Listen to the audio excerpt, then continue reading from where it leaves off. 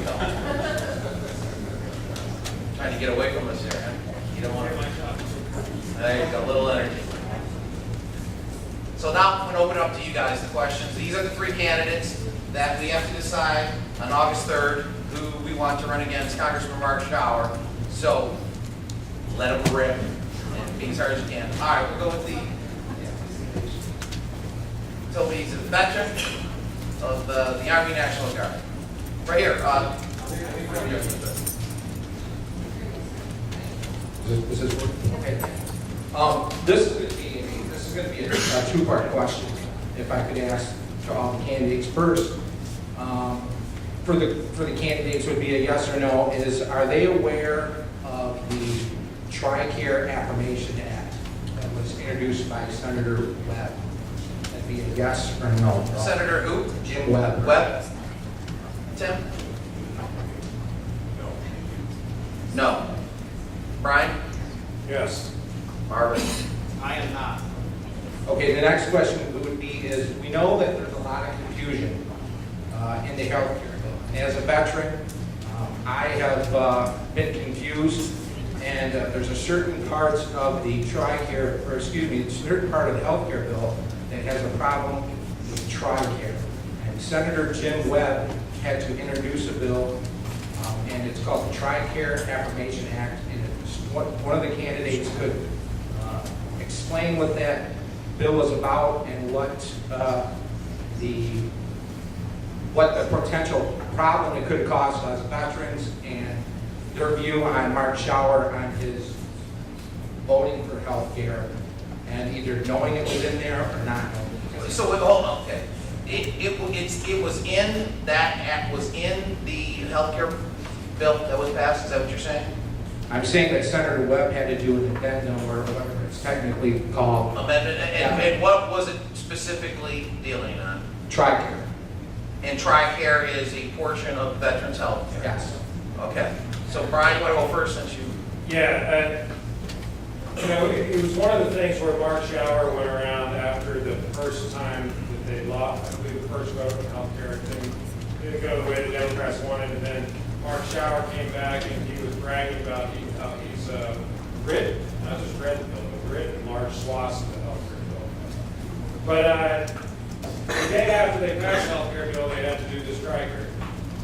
Because in the bill, there's definitions of what is a viable healthcare plan, and they did specifically exempt TRICARE. TRICARE covers all active duty members, all active reserve, and retirees. And so there was a big concern that all military folks, retirees, active reserve folks are going to lose their TRICARE. TRICARE is a pretty good system, and it's going to go dumped into the new healthcare bill.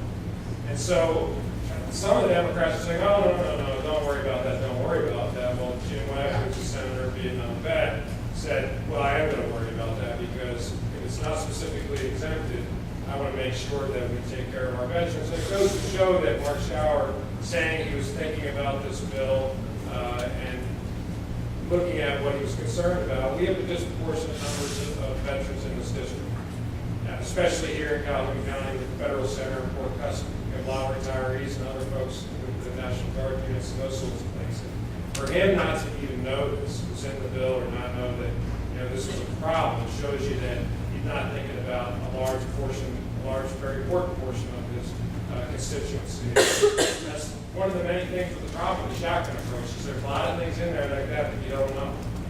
Thank you. Marvin? I think Brian sort of explained it. Okay. Tim, do you have anything? Well, I didn't know about this Jim Webb amendment that was going on TRICARE.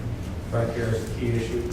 I know about TRICARE, but the health care bill, it's clear that the health care bill was not meant to take care of needs. It was meant for an agenda of change to this country, this whole healthcare system. It was meant for a change of the whole policy of our country. It was meant to deal with freedom issues and choices in America. It was primarily meant to do exchange of wealth and redistribution of wealth in the country, not that. All right, thanks, Tim. You guys don't know how much I'm restraining being a talk show host. I love to see this. I won't. This gentleman right here. Oh, who was next? Sam? All right, go ahead. And then you, sir. Your Second Amendment question, was your first one of the evening. There's approximately 22,000 gun laws in the United States. Individually. Oh, we need more. Sorry. Yeah, well, it's scary, you know that. Which of those 22,000 gun laws do you think are constitutional, and which ones do you think are unconstitutional? Just briefly, go through each one. Thank you. You threw out the question of 22,000 laws. Sam, you want to go first? Sam, there's only one constitutional gun law. Here, here. Well, wait a minute. Take it back. There's a Michigan Constitution, There we go. which is better than the Second Amendment Constitution. Amen. Second Amendment. But there's Second Amendment, and I think we're going to that. Sorry. There is only one constitutional gun law, and that's the Constitution. What Michigan even has here right now is unconstitutional. It's established requirements for those of us who are legal, law-abiding, gun-carrying or not gun-carrying citizens. An additional responsibility beyond the Constitution itself. So I don't care what 22,000 of them, what ones are better than the others. None of them are constitutional if they don't just simply say what the Second Amendment says. All 22,000 attempts to limit our freedoms with respect to gun carrying. And I hold a concealed weapons permit, and I am a lifelong hunter, and I support the Second Amendment. When I worked at the Thomas More Law Center, my old boss, Dick Thompson, he's a former Oakland County prosecutor, he often said, we've been fighting for the First Amendment so long, I think we've been fighting for the wrong amendment, we've been fighting for the Second Amendment too. But yeah, the Second Amendment is just as legitimate, just as constitutional as the First Amendment, and yet you have Supreme Court justices that just ruled recently that no, it's not.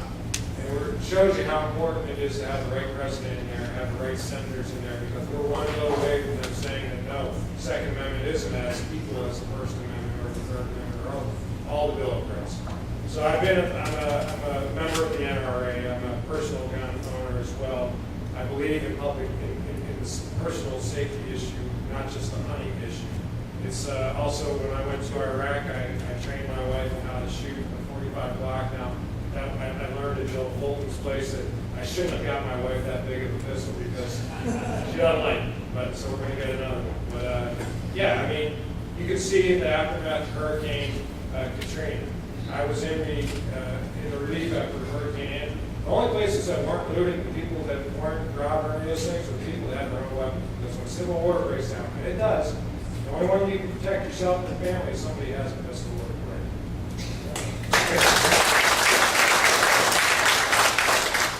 For full disclosure here, I just want to use that rebuttal time for rebuttal, just to add to the fact, yeah, I'm an NRA member too. I'm also a concealed weapons permit carrier. I've also bought a gun for my wife. But I did it for all the wrong reasons, so she let me use it. It's this 20 gauge Wingmaster that lasts.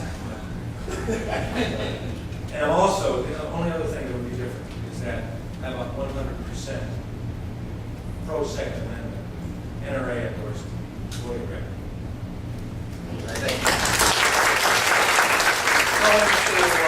To your point, Brian, concerning you can only protect yourself. During New Orleans, the hurricane that hit that, Katrina, what happened? All the cops took off. There were hardly any police around, so then what are you going to do?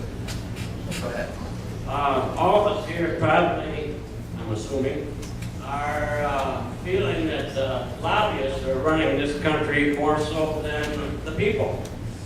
And I've had this notion that one thing we could do to help maybe put a throttle on some of that is have these district campaigns limit their campaign financing to the district only.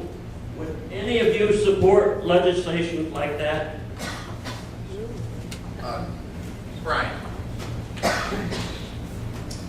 I know campaign finance reform is, a popular issue sometimes, but I believe that a person's money is speech. And you want to give your money to somebody so that they can advocate for what you believe is something, then I don't have a problem with that because I believe in the First Amendment. Some districts are more wealthy than others, and so sometimes you have to go outside the district to raise money. Mark Schauer, I don't know the exact percentage, but a lot of his money, I say majority of it, comes from tax money in DC. So unfortunately, that's the nature of the beast. You have to raise a lot of money to be competitive. We have 4 major media markets in this district: Grand Rapids, Lansing, Toledo, and Detroit.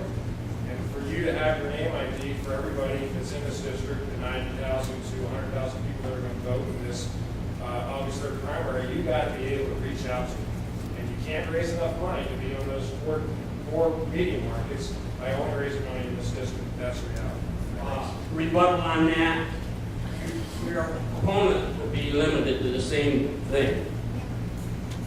Either way, you still need to get your name ID up. Otherwise, you're just going to have people that have been career politicians their whole lives having the name ID, and nobody else will be able to break into the system. And the reality is that Mark Schauer Currently has $2 million in the bank to fund his campaign.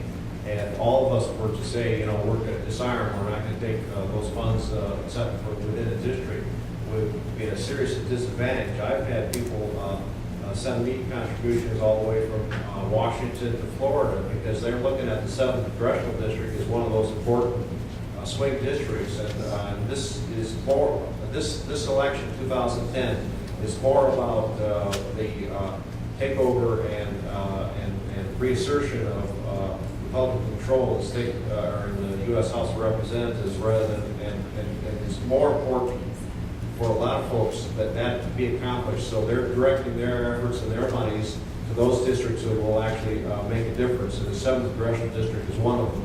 We cannot disarm and let Mark Schauer walk away in terms of media exposure.